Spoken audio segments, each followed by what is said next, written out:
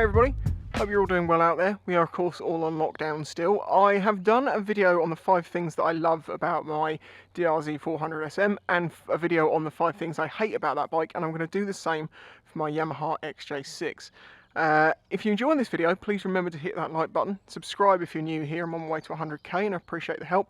Okay, so number one thing on my 2010 Yamaha XJ6 Diversion that I love is the comfort.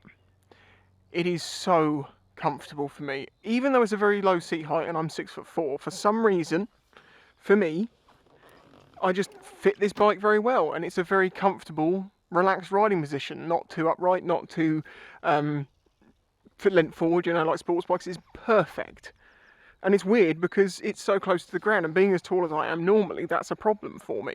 Also, in regards to comfort, is because this is my commuter bike, because this, well, not commuter, this is my workhorse bike for covering miles. I've put heated grips on it, and oh my god, in the winter the heated grips are amazing.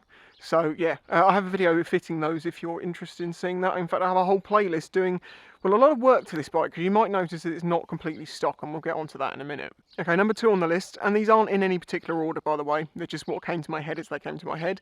The sound. I absolutely love the sound of this bike. It's an inline 4, it's a, well, it's a detuned R6 engine, and it screams, and it is absolutely amazing.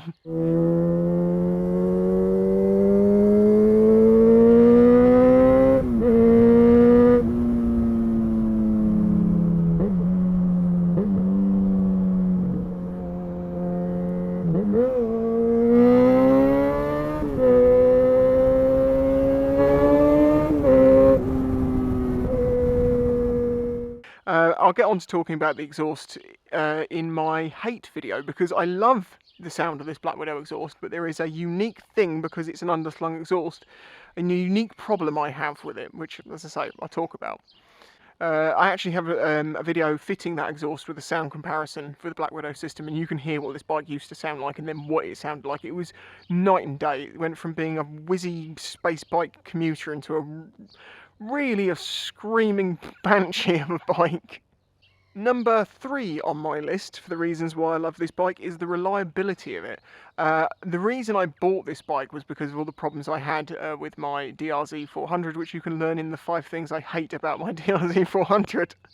This bike has got over 50,000 miles on the clock. I think I've put more than 10 of those on myself in a couple of years. It might be 3 years at this point, it's hard to tell. I can't remember, time flies.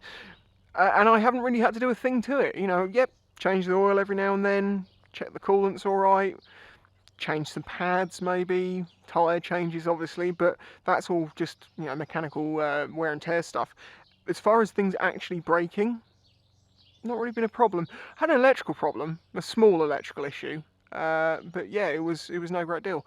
Videos on all of that exists. I pretty much film everything I do to these bikes, as I will be in the coming weeks. Number 4 kind of fits into one or two of the ones that we've already mentioned, but it's such a big thing, it's worth mentioning on its own, which is this bike on the motorway is absolutely fantastic. It cruises lovely at 70, it will happily cruise at 100 if you want it to. Yeah, it's revving a little bit higher there and it will suck the fuel, but it's happy to do it. So as I say, this kind of fits into the early one to do with comfort, but yeah, motorway miles on this are very, very comfortable, and because I'm in a comfortable position, I can just sit there and just happily cruise along. Yeah, I love it for that. This isn't by any means the most exciting bike in the world, I perfectly appreciate that. This is a bloody good workhorse, although the sound from it is quite exciting, and if you try and ride it a little bit more vigorously, trying to get this thing to do those things is actually quite a challenge, and it's enjoyable. But I will talk about that in the 5 things that I hate about this bike. So that's why number 5 is quite a simple one, which is I made it my own. As I mentioned, I've done quite a bit of work to this. Like, let's see, well, I've changed the exhaust, hugger, we've got a cover on the shock, changed the levers, changed the screen, I de-stickered it, what else? I changed the indicators on it. Is there anything else? Oh, the stickers, of course, thanks to Jiggy Moto. He sent me those over. I love those on the bike. Very, very thin little stickers that say Spice 110. Yeah, it's basically, I made it my own. It's quite unlike most XJ6s out there, at the time. I have seen a few people who watch my videos who have bought an XJ6 because they've seen me enjoying it, and they've done some similar modifications, but not quite the same. So that's quite nice, you know. But I do think a lot of people agreed with me about the lines of this bike and the stock stickers. They were always on the wrong line, and taking them off just makes it look a lot better, in my opinion. But there you go, there is 5 things about my 2010 Yamaha XJ6 Diversion that I absolutely love. Please hit that like button if you enjoyed this video, hit the subscribe button if you're new here, and consider joining my Patreon if you can. And join me in the next one for the 5 things that I hate about this bike. Because there are things I hate about this bike. Catch you next time. If you enjoyed this video, please remember to hit the like button and subscribe to see future videos.